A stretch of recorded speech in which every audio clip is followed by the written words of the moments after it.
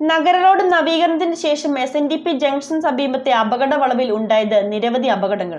രണ്ട് വാഹനങ്ങൾ ഒരേ സമയം കടന്നു പോകുവാൻ സാധിക്കാത്തതാണ് അപകടങ്ങൾ വർദ്ധിക്കുന്നതിന് കാരണമായിരിക്കുന്നത്.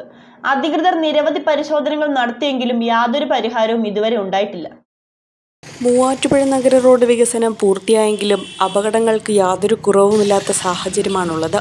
SNDP ജംഗ്ഷന് സമീപമുള്ള വളവിലാണ് കൂടുതൽ അപകടങ്ങളും ഉണ്ടാകുന്നത്. പോസ്റ്റ് ഓഫീസ് ജംഗ്ഷനിൽ നിന്നും വരുന്ന വാഹനങ്ങൾ രണ്ടു വരിയായി കടന്നു പോകുന്ന വിധമാണ് റോഡ് സജ്ജീകരിച്ചിരിക്കുന്നത്. എന്നാൽ വലിയ ബസ് ഉൾപ്പെടെയുള്ള രണ്ട് വാഹനങ്ങൾ ഒരേ സമയം കടന്നു പോകുമ്പോഴാണ് അപകടങ്ങൾ ഉണ്ടാകുന്നത്.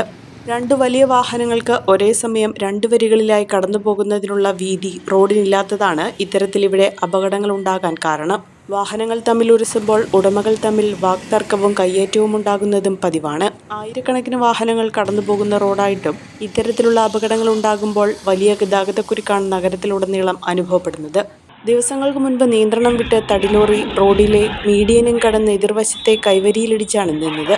അന്ന് ഭാഗ്യം കൊണ്ട് മാത്രമാണ് വലിയ അപകടം ഒഴിവായത്. ഇതേ റോഡിന്റെ നിർമ്മാണം പൂർത്തിയായ സാഹചര്യത്തിൽ ഇലക്ട്രിക് പോസ്റ്റ് നിന്നിരുന്നു. ഈ പോസ്റ്റിൽ 4-ലധികം തവണയാണ് വാഹനങ്ങളിടിച്ച് അപകടങ്ങൾ ഉണ്ടായത്. വലിയ പ്രതിഷേധത്തിനൊടുവിലാണ് ഇവിടെ നിന്നും ഈ പോസ്റ്റ് മറ്റൊരു സ്ഥലത്തേക്ക് മാറ്റി സ്ഥാപിച്ചത്. ഈ ഭാഗത്തെ കൈവരികളും നിരവധി തവണ തകർന്നിട്ടുണ്ട്.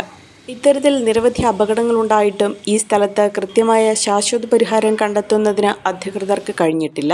നാറ്റ്പാക് ഉൾപ്പെടെയുള്ള ഏജൻസികൾ പഠനം നടത്തിപ്പോയെങ്കിലും അവരുടെ ഉത്തരവുകളോ നിർദ്ദേശങ്ങളോ ഇതുവരെ മൂവാറ്റുപുഴ നഗര റോഡ് വികസനത്തിനായി ലഭിച്ചിട്ടില്ല എന്നതും പരിശോധിക്കപ്പെടേണ്ടതാണ്.